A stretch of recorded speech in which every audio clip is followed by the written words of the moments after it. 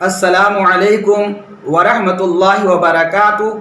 मैं हूँ मोहम्मद शहाबुद्दीन रज़वी। उम्मीद के आप तमामी लोग बहुत अच्छे होंगे। आज मैं मस्जिद के हवाले से गुफ्तगू करने जा रहा हूँ कि मस्जिद की फजीलत कितनी ज़्यादा है और अल्लाह के प्यारे हबीब हुजूर सरवरे कायनात अलैहिस्सलातु व तस्लीम ने मस्जिद के हवाले से क्या इरशाद फरमाया है और वहदहू ला शरीक के नज़दीक मस्जिद कैसी जगह है। अल्लाह के प्यारे हबीब हुजूर सरवरे कायनात अलैहिस्सलातु व तस्लीम इरशाद फरमाते हैं, जिसके रावी हजरत अबू हुरैरा रज़ियल्लाहु ताला अन्हु हैं कि फरमाया अल्लाह के प्यारे हबीब हुजूर सरवरे कायनात अलैहिस्सलातु व तस्लीम ने कि तमाम जगहों में अल्लाह रब्बुल इज़्ज़त के यहाँ जो सबसे ज़्यादा महबूब जगह है वो मस्जिद है और जो सबसे ज़्यादा नापसंद जगह है वो बाज़ार है।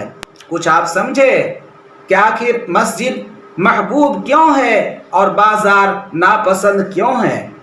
बाज़ार में दुनिया की बातें की जाती है, झूठ ज़्यादा बोला जाता है। मस्जिद में दुनिया की बातें नहीं की जाती है, यहाँ पर वहदहू ला शरीक की इबादत की जाती है। प्यारे महबूब हुजूर सैयद आलम सल्लल्लाहु ताला अलैहि वसल्लम की तारीफ़ व तौसीफ की जाती है। तो इस हदीस पाक से हमें ये भी सबक मिलता है कि हमें मस्जिद में दुनिया की बातें नहीं करनी चाहिए, इसलिए कि जहाँ पर दुनिया की बातें की जाती है वो जगह अल्लाह रब्बुल इज़्ज़त को बहुत ज़्यादा नापसंद है। अल्लाह के प्यारे हबीब हुजूर सैयद आलम सल्लल्लाहु ताला अलैहि वसल्लम इरशाद फरमाते हैं, जो अल्लाह की रज़ा जुई के लिए मस्जिद बनाता है, अगरचे वो मस्जिद बहुत छोटी हो तो अल्लाह रब्बुल इज़्ज़त उस शख्स के लिए जन्नत में एक महल बना देता है।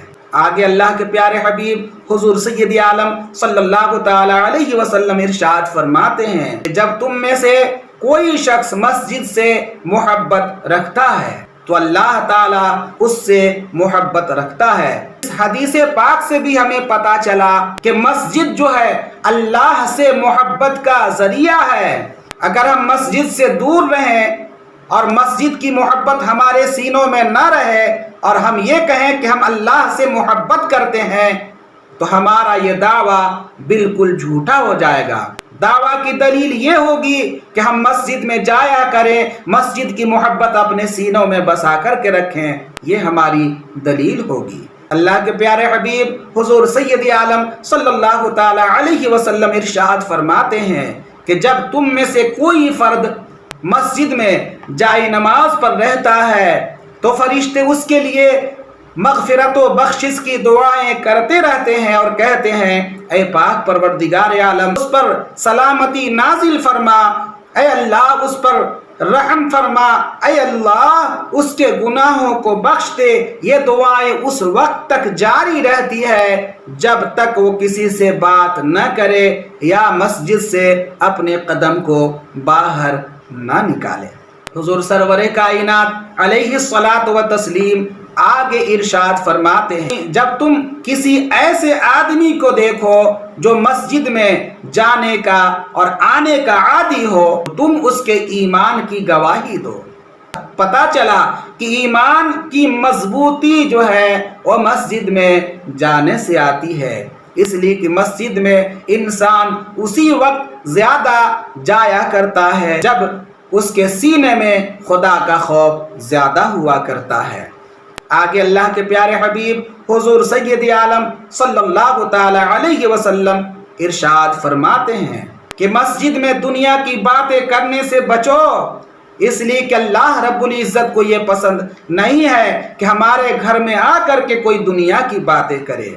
अल्लाह रब्बुल इज़्ज़त के प्यारे हबीब इरशाद फरमाते हैं कि वहदहू ला शरीक मस्जिद में आने वालों के लिए फरमाता है कि जो मस्जिद में आते हैं वो मेरे मेहमान होते हैं और मैं उनका मेज़बान होता हूँ।